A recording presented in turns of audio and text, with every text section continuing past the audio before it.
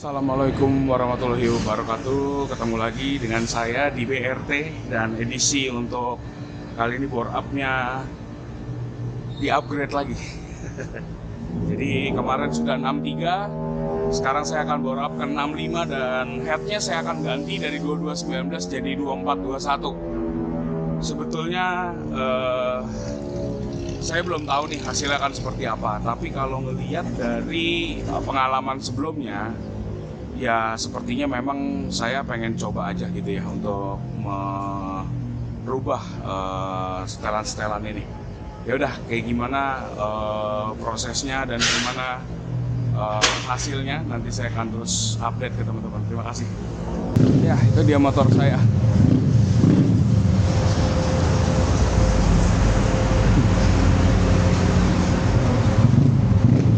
Daripada beli motor baru, mending kita upgrade yang ada.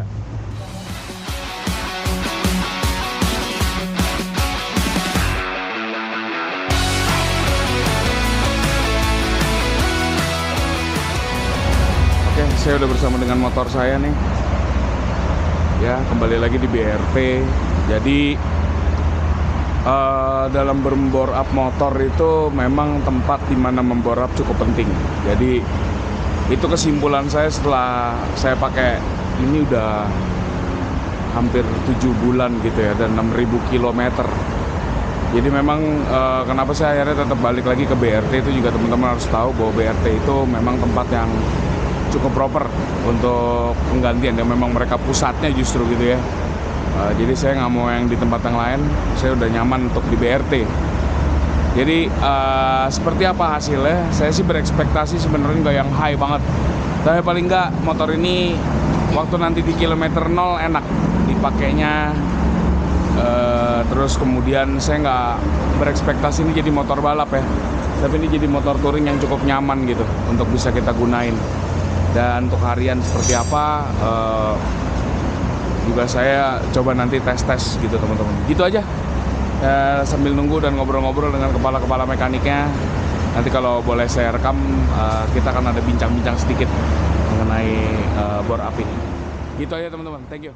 Assalamualaikum warahmatullahi wabarakatuh. Selamat datang kembali di channel saya di Philips BR Happy Channel. Dan kali ini dalam vlog saya akan memberikan video tentang perjalanan bore up dari bore up standar 63 dan sekarang 63 ke 65 teman-teman.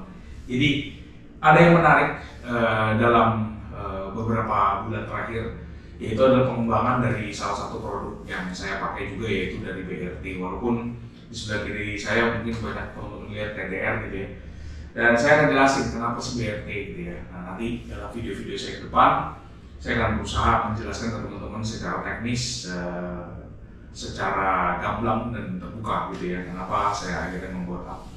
Oke teman-teman, saya akan memulai video saya dengan disclaimer dulu bahwa semua perubahan yang saya lakukan di motor saya itu murni adalah pendapat pribadi dan juga referensi pribadi. Jadi kalau ada teman-teman yang berbeda atau hitung-hitungan saya yang salah atau mungkin ada beberapa pernyataan saya yang kurang tepat, mungkin teman-teman bisa tulis di kolom komentar di bawah dan mengkoreksi. Saya terbuka untuk koreksi dan kita bertukar pikiran teman-teman.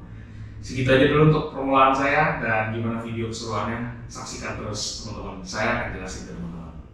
Begini videonya. Pertama, teman-teman bisa lihat ya. Jadi kalau yang di 63 itu sebesar ini dan ini yang standar. Jadi teman-teman kalau mau ngeliat perbandingannya begini. Saya nggak tahu teman-teman bisa membandingkan secara clear atau tidak ya. Tapi kalau kita deketin, ini perbedaannya jauh banget.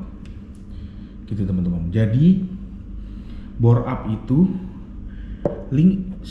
diameter antara sini dan sini, antara dengan sini dan sini itu berbeda. Kalau ini dia pakai menggunakan 58, 56 malah nih teman-teman kayaknya kalau dari tulisannya. Yang ini 63. Dan teman-teman bisa lihat, saya pakai punya BRT. Ini tulisannya aja sudah setelah 8.000 kilo. Ini tulisannya teman-teman ya, itu belum hilang. Sedangkan ini saya pakai sekitar mungkin 11.500 kilo atau 12.000 kilo gitu ya kira-kira ya. Ini sudah berkerak dan sudah susah dihilangkan teman-teman untuk kepala pistonnya. Jadi teman-teman bisa lihat betapa kualitasnya nih cukup berbeda gitu teman-teman.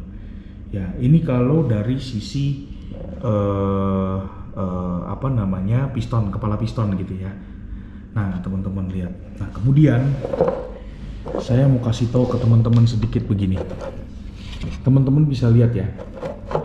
Jadi dia memang ada sedikit gesekan teman-teman. Tapi gesekannya tidak sampai atas. Begitupun juga sama dengan yang aslinya teman-teman.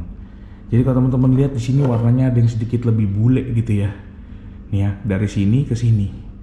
Itu memang ruang bermain. Nah ini bukan baret gitu ya teman-teman ya. Jadi banyak mungkin takutnya beranggapan wah itu baret tuh bang gitu. Bukan. Jadi ini memang ruang bermain karena silinder itu seperti teman-teman tahu dia bermainnya seperti ini ya. Gitu. Jadi ini stangnya gitu ya. Kalau ini dia akan gini gitu bermain gitu. Nah selama dia tidak nyebrang ke atas ring ini, kategorinya itu sebenarnya oke, nggak ada masalah. Ya, jadi teman-teman lihat sendiri tidak ada baret. Saya juga nanti akan nunjukin bloknya gimana. Gitu. Jadi teman-teman bisa ngelihat ya perbedaan besarnya gitu ya kira-kira ya. Lumayan jauh sih ini menurut saya. Tuh. Ya teman-teman bisa lihat ya dari sini dan dari sini. Kemudian yang kedua adalah bloknya. Nah dari sini akan kelihatan lebih jelas ya besarnya, lebih besar yang mana. Teman-teman udah lihat jelas nih di sini dibanding ini diameternya pasti akan lebih besar yang ini ya teman-teman ya. Dan teman-teman mesti tahu bahwa di BRT ukuran semua baut-baut dan juga jalur untuk radiatornya ini ya semuanya itu sudah merujuk kepada referensi dari blok asli. Yang ini by the way blok asli, yang ini BRT ya teman-teman ya. Bisa dilihat dari kayaknya dari sini. Nah ini BRT, yang ini adalah yang asli dari Honda teman-teman ya. Oke saya lanjutin.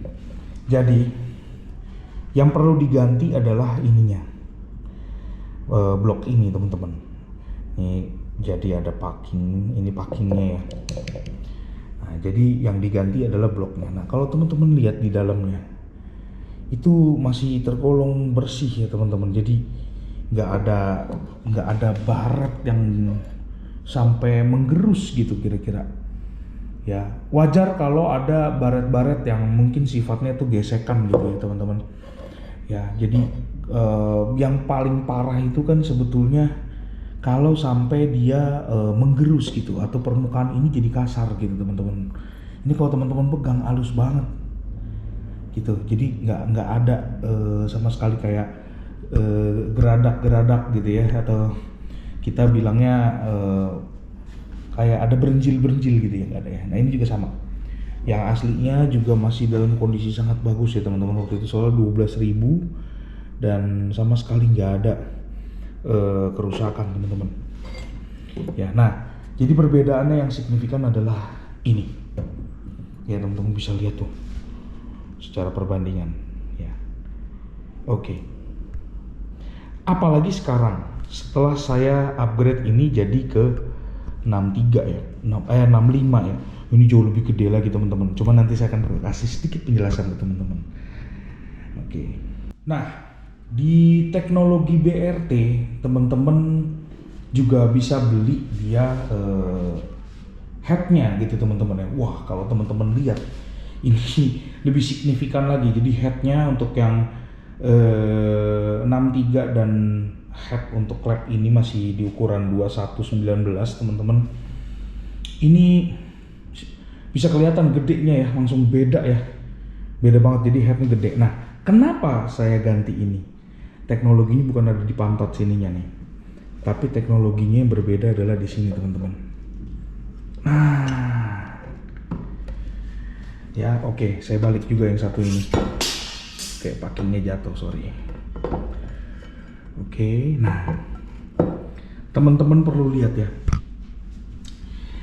Di sini ya, ini yang punya BRT nih teman-teman, by the way ini punya BRT. Teman-teman lihat masih mulus banget ya. Nih di dalam dudukan nokennya. Tuh teman-teman. Ya. Sedangkan yang punya Honda, kalau boleh teman-teman lihat nih itu. Dan ini kalau dipegang sudah mulai agak kasar teman-teman. Kenapa? Nah ini yang beda. Jadi kalau di BRT, noken asnya ini dia pakai sistem namanya bearing. Jadi dia tidak langsung ditatakin begini teman-teman. Kalau yang punya K56 itu dia bentuknya akan ditatakin langsung seperti ini. Saya nggak punya nokennya karena nokennya sudah dipakai sama salah satu rekan saya. Dia juga punya problem di sini. Sehingga lambat atau cepat seperti teman-teman lihat, ini sudah ada degradasi ya tuh. Ya ada degradasi teman-teman. Ya sudah mulai bisa dibilang terkikis. Agak baret lah begitu kira-kira tuh ya. Saya sekalian bersihin jadinya. Jadi teman-teman agak riskan di daerah ini. Dan kemudian teknologi yang digunakan sangat berbeda teman-teman. Jadi kalau teman-teman pakai BRT punya, dia itu pakai sistem bearing sehingga memperlancar dan nggak semua orang bisa bikin bearing. Kenapa? Karena dia harus mendistribusikan oli ke atas area ini teman-teman, di atas ini. Nah tidak disarankan untuk teman-teman ganti pompa oli sembarangan karena nanti basah di atas, kering di bawah. Begitupun sebaliknya, jangan sampai kering di atas, basah di bawah, nanti di sininya baret seperti yang saya tadi bilang. Di sini teman-teman bisa melihat perbedaan signifikan dari dua teknologi ini teman-teman. Ya ini sebenarnya kepalanya kan ada nih ya, sama lah ya, gini ya. Ini gini, sorry. Nah ini gini dan yang satu lagi begini ya. Nanti kan mereka dimasukin gitu ya. Gini teman-teman kira-kira. Ya, nah teman-teman bisa lihat nih perbedaan dua produk ini, gitu ya. Dan yang ini sudah saya pakai 6.000 kilo, yang ini saya sudah pakai 12.000 kilo. Dan ini asli Honda. Kalau dari dimensi sendiri teman-teman bisa lihat ya, perbedaannya cukup signifikan, lumayan lebih gede jauh, gitu teman-teman. Ya dan ya secara overall tidak ada perubahan, tapi teman-teman bisa lihat nih untuk di exitnya atau di extingnya, teman-teman bisa lihat lubangnya lebih besar ya. Gitu. Nah ini juga mengandung konsekuensi teman-teman. Jadi kalau teman-teman udah ganti head, teman-teman udah bore up, sepertinya teman-teman juga nggak harus namanya meningkatkan atau menambah throttle body minimal jadi 32 mili. Ada hitungannya tapi saya nggak terlalu nguasain hitungannya jujur ngomong. Jadi lebih baik dikonsultasikan ke beberapa rekan-rekan bengkel teman-teman gitu ya, sebaiknya bagaimana. Tapi kalau saya di kasus saya pakai 32 mili teman-teman TB nya, dan itu ke Venturi kayaknya nggak terlalu degradasi jauh gitu teman-teman. Gitu aja. Dicuciin guys, mantep banget. Habis di bore up ke 65 sama ganti head, dicuciin sebelum diserahkan ke customer. Oke lah, bikinnya pakai handphone aja. Jadi ini motor saya sudah selesai. Jadi kemarin saya bore up 63 ke BRT dari standar. Nah sekarang ini jadi saya udah ganti juga nih ke 65 karena bukan pengen kenceng. Jadi kalau saya mungkin karena bobot ya, karena bobot saya mau coba aja 65 apakah punya pengaruh signifikan. Karena 63 beberapa masih saya rasa di bawahnya kurang gitu. Jadi karena saya butuhnya torsi, bukan kencang, jadi saya nggak stroke lah. Saya bor aja. Jadi bor up 65 kayak apa, harusnya sih lebih bagus. Cuman ya boros atau enggak kayaknya boros gitu. Cuma ya kita lihat aja seberapa boros gitu ya. Nanti kita akan coba perjalanan dan seperti apa gitu.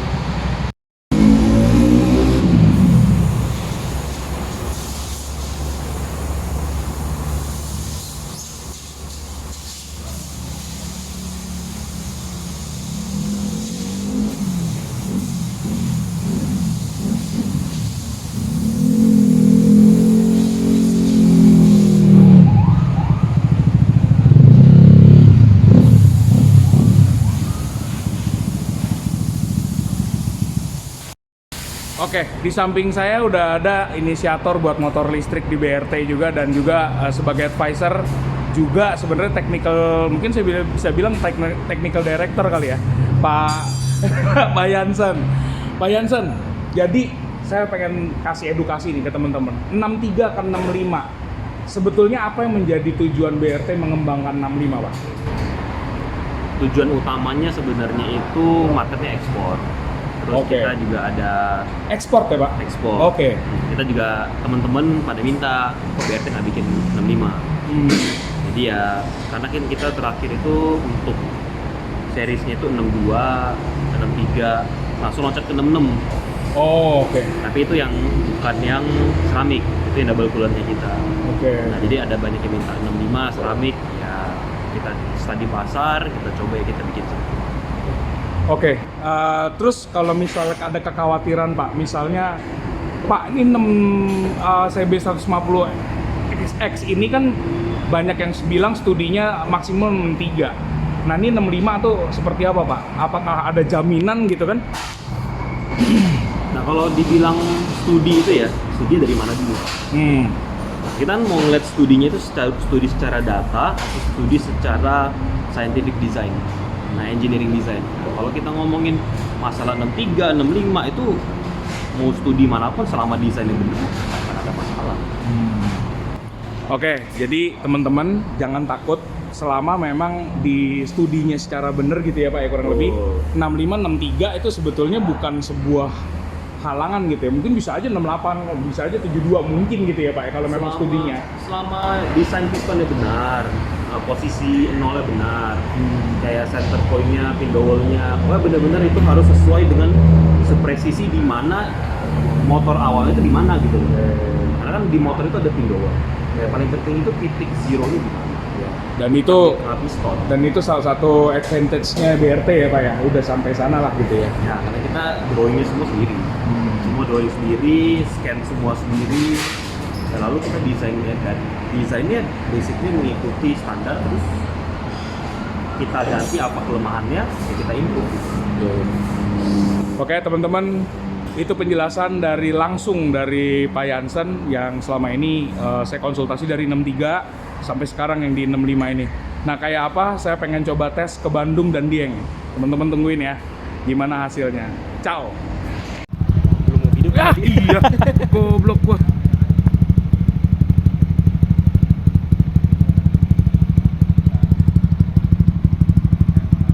Ini max segini.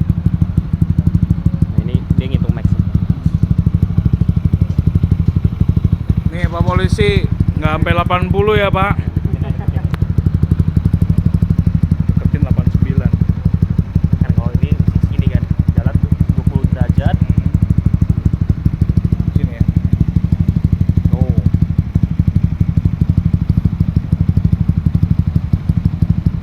Aman. Oke guys, as always, jadi kalau habis di bore up memang saya udah langganan sama Pegasus. Sebaiknya memang harus diserahkan kepada orang ahli gitu ya. Nah ini udah lagi mau naik nih ke dyno, nggak ada target, pokoknya seefisien mungkin aja. Berapa HP? Yuk kita nanti lihat ya.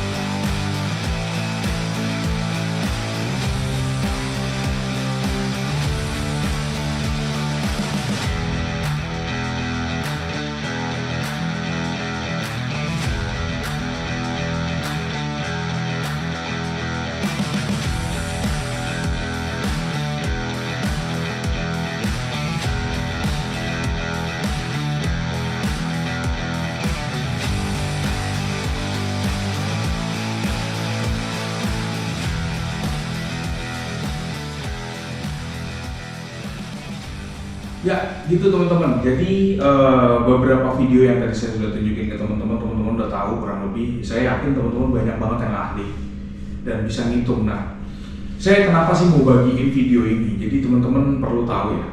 Kemarin ada satu komentar waktu saya bikin story di IG saya. Jadi ada satu orang tanya saya gitu. Dia ada di satu bengkel, saya nggak mau sebut bengkelnya. Dia juga sudah upgrade, tapi kebetulan upgrade yang dilakukan itu adalah upgrade Matic, teman-teman. Dan juga sama menggunakan blok 65, teman-teman. Terus dia punya kendala, gitu teman-teman. Jadi kenapa motornya begitu di upgrade ke 65 trouble terus, mogok dan bahkan dalam perjalanan yang cukup ya bisa dibilang relatif dekat gitu ya. Hanya dibejek sekali dua kali hilang, sudah langsung mesinnya rontok lah, bisa dibilang begitu macet. Nah, saya dapat penjelasan yang sangat baik sekali dari BRT gitu teman-teman ya. Mungkin nanti saya akan jelasin ke teman-teman. Jadi sudut atau ngambil boring up yang senternya itu teman-teman ternyata tidak bisa ambil dari pinggir diameter ke diameter gitu ya. Ternyata ada namanya pin the wall teman-teman. Jadi harus punya referensi pin the wall-nya, harus dihitung. Jadi hitungan pin the wall-nya ini pun harus menggunakan reset gitu ya. Saya juga tanya sama BRT, secara teknis menyeluruhnya memang kelihatannya ruwet gitu ya. Jadi nggak gampang gitu ya. Artinya teman-teman mungkin kalau saya ambil gitu ya, satu nih. Kadangkala kita ngambilnya dari sini kan ya teman-teman, di sini dihitung, di sini ambil tengahnya gitu ya. Ternyata itu yang salah. Ternyata yang tepat adalah harus ada jalur pin the wall ya. Pin the wall tuh dari titik ini ke titik ini ya. Ternyata ini ada pintu wallnya nih teman-teman ya. Dari sini ternyata kemarin saya juga dihitung ya, ngitung gitu ya teman-teman, dikasih hitungannya. Ini teman-teman lihat kayaknya center ya. Ternyata dari tengah ini sampai ke pinggir ini dan dari tengah ini ke pinggir ini berbeda teman-teman. Di hitungan BRT kemarin saya dapat 9,14, yang ini 9,4 sekian. Jadi beda 0,3 ya, mili. Wah, tapi itu kalau sampai dalam keadaan yang kenceng gitu, ini kan nanti seperti ini teman-teman ya. Jadi dia tidak lurus banget gitu teman-teman. Ternyata dia nggak bengkok ini dikit. Jadi nggak lurus gini, dia nggak bengkok. Nah, sudut engkolnya ini kalau sampai tidak presisi, itu terjadi yang kejadian di motor teman saya yang Matic mau enggak sebetulnya cara kerjanya agak mirip ya kalau untuk di blok gitu ya. Nah, jadi memang cukup penting untuk bisa menemukan bengkel atau tempat di mana teman-teman bisa bore up. Jadi nggak sekedar kita pengen kencang gitu. Dan di statement kali ini saya juga mau membagikan bahwa bore up itu bukan untuk kencang. Kalau teman-teman punya tujuan untuk memperkencang gitu ya, itu salah arah kalau bore up. Jadi harus menggunakan metode stroke up, dan itu pun tidak sembarangan. Itu jauh lebih rumit menurut saya, karena teman-teman harus ganti stang seher.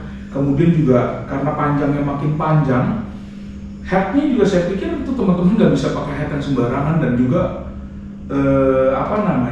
jadi karakter mesin teman-teman itu sudah tidak lagi dibikin jadi square, tapi karakter mesin teman-teman harus jadi stroke. Nah, itu saya nggak yakin ada yang plug and play nggak untuk yang menggunakan jadi stroke gitu ya. Mesin itu kan ada 3 ya teman-teman ya, ada stroke, ada bore, overstroke, dan square. Square itu artinya ya antara langkah dengan bornya hampir sama gitu. Ya seperti motor CB 57, sekian, bornya 58. Jadi 57 kali 58 hampir equals, jadi kayak kotak gitu ya. Tapi kalau untuk yang menambah langkah, teman-teman harus yang persegi panjang tapi yang bentuknya potret gitu ya. Kebalikan dari layar saya inilah. Jadi potret gitu kira-kira untuk blok mesinnya. Nah, saya nggak yakin itu bisa apa enggak. Jadi teman-teman, saran saya sesuaikan aja dengan apa yang teman-teman punya. Jadi jangan dipaksa. Kecuali teman-teman memang sudah berniat pengen ke lantai 2 di salah satu Jakarta Selatan gitu untuk tarikan aja. Untuk kencang aja sekali 2 kali pakai mau hancur buang gitu ya. Nah, terserah. Tapi kalau saya enggak. Sama ada kejadian waktu saya lagi bore up di sana, ada satu Aerox teman-teman lagi di dyno. ternyata jebol. Dan begitu saya ngelihat beberapa hari kemudian, saya balik lagi ke BRT dan saya lihat juga partsnya itu ngeri banget teman-teman. Jadi mangkok CVT itu saya sentil tuh bunyinya bisa nyaring, artinya tipis. Wah itu bahaya banget ya menurut saya. Jadi ya dalam video ini saya benar-benar pengen kayak membagikan lah sedikit yang saya tahu. Nggak sembarangan teman-teman. Jadi bore up, stroke up itu nggak sembarangan. Dan saya ngomong begini karena saya udah buktiin 8.000 kilo dengan 63 saya dan sudah hampir 1.000 dengan 65 saya tanpa masalah. Jadi intinya itu. Nah kemudian juga saya jujur selain hardware ini, teman-teman perlu memperhatikan yang namanya software atau ECU. Ya, saya kebetulan udah ganti Juken dan banyak sekali orang yang berkomentar mengenai Juken. Ternyata saya juga sempat mengalami di 63. Waktu teman-teman lihat yang di review saya setelah berapa kilo, 3.000 kilo gitu ke Semarang waktu itu, saya agak kecewa gitu. Kok ini begini? Ternyata kebodohan saya teman-teman, karena saya tidak menemukan tempat untuk menyeting ECU yang benar. Dan sekarang saya sudah punya gitu ya. Saya buka aja di sini sama Coandri Pegasus teman-teman di Jembatan 3. Ya teman-teman juga boleh tuh ke Coandri. Nanti saya izin sama orangnya kalau memang ada, dan saya akan tulis di kolom deskripsi teman-teman nomor teleponnya beliau. Jadi setelah video ini juga teman-teman ntar sudah lihat kan videonya waktu kalau nggak nanti saya kasih lihat lah gitu ya. Jadi waktu saya masukin setelah selesai dari BRT, terus terang memang BRT tidak ahli dalam software gitu, saya menganggapnya begitu ya. Kita to be fair, yang bagus saya bilang bagus, yang jelek saya akan bilang jelek. Jadi kalau hardware saya udah nggak ragu lah. Tapi di software atau pengaturan ECU itu banyak yang harus dikoreksi, dan saya akhirnya jalan ke Pegasus gitu teman-teman. Teman-teman bisa lihat ya, jadi preparingnya juga very well, dan saya cukup puas dengan hasil kerja karena Coandri ini bukan orang yang jual-jual janji gitu, tapi dia bisa dan signifikan begitu. Saya coba yang benar gitu. Ya, dan setelah itu motornya sangat enak teman-teman sekarang. Jadi saya sudah sampai sempat touring-touring tipis dengan istri saya mencoba motor gitu ya. Gitu aja teman-teman yang saya bisa bagi, mungkin semoga bermanfaat video ini dan memberikan wawasan kepada teman-teman. Jadi kalau bore up itu betul-betul memang tidak bisa yang namanya setengah-setengah. Bahkan di kasus saya, kalau teman-teman mau tahu, kanvas kopling saya ganti, pair kopling saya ganti, rantai keteng saya ganti. Jadi nggak sembarangan begitu kira-kira untuk membore up sebuah motor yang menjadi kecintaan ya teman-teman gitu ya.